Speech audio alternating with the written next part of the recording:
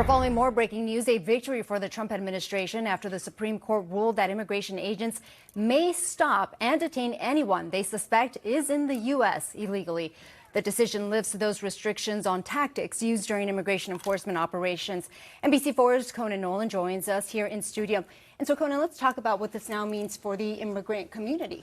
Well, it's a victory for the Trump administration, and those restrictions that were essentially enabled by a judge here in Southern California have been essentially overturned. Now, what is at issue here is what constitutes reasonable suspicion that someone may be in the country illegally.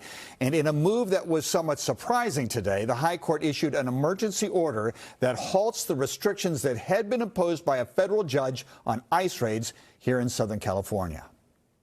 The 6-3 vote of the U.S. Supreme Court is a victory for the Trump administration and the Department of Homeland Security. The High Court's conservative majority, at least temporarily, removing restrictions that had been placed on immigration and customs enforcement officers in the 7 counties of Southern California. L.A.-based federal judge Mame Frimpong had kept ICE agents from using factors such as race, language, where they are working, or what they are doing in formulating probable suspicion that someone may be in the country illegally. The judge said such considerations alone or together violated the Constitution's Fourth Amendment restriction on unreasonable searches and seizures. But a majority of the U.S. Supreme Court disagreed enough that today they stayed that court order, allowing ICE to operate as they had done in the past. Jessica Levinson is with Loyola Law School. I think the Supreme Court's decision today gives the ability and authority for ICE agents to go to car washes and construction sites and look at the color of people's skin or their ethnicity, whether or not they're speaking Spanish or speaking in an accent, and to at least have a conversation about that person's immigration status. I don't think you can look at this as anything other than a win for the executive branch, a win for the Trump administration, a win for ICE agents who are saying, how else are we to enforce immigration law?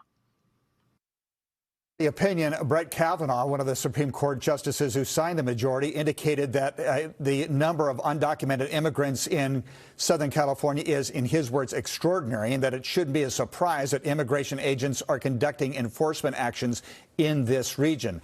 The 3 liberal justices strongly dissented. Justice Sotomayor, in her dissent, says we should not live in a country where the government can seize anyone who looks Latino, speaks Spanish, and appears to work in a low-wage job. We also got a response from the mayor of L.A. I want the entire nation to hear me when I say this isn't just an attack on the people of L.A. This is an attack on every person in every city in this country. Today's ruling is not only dangerous, it's un-American and threatens the fabric of personal freedom in the United States of America.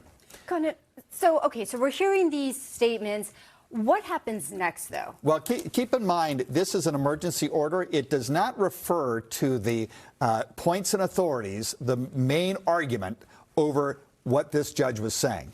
That could come back and you have a whole hearing and they go over, whether or not the merits of this decision is accurate or not. The fact, though, that they voted to stay the execution of this court order indicates they pretty much believe Donald Trump will win. And the administration will win when it comes to the full court. So what it means now is that L.A. is now being treated the same way as the rest of the country, which is they can take all sorts of things into consideration. It's not probable cause. We're not going to arrest you, but we can go to a car wash because we have research to show that a lot of undocumented people work at car washes. And if we believe somebody is possibly here illegally, I can talk to you and perhaps detain you until we find out whether or not you should be deported. So then what is the recommendation for those who are American citizens, let's say, and they are racially being profiled? Is there concern for them? Because a lot of them were being detained. True. I'll tell you one thing that everybody should do, whether you're here illegally or not, is not run. Because as soon as you run, that's an evidence of guilt, and that gives them reasonable suspicion to arrest you or detain you. So again, there are a number of strategies. Immigration rights groups have been talking about that, whether or not you can cooperate. You don't necessarily have to cooperate with an immigration agent. You're not forced to do anything.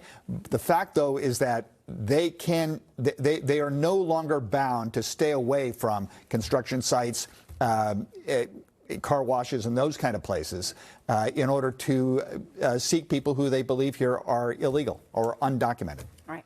Conan Nolan, thank you so much. Sure.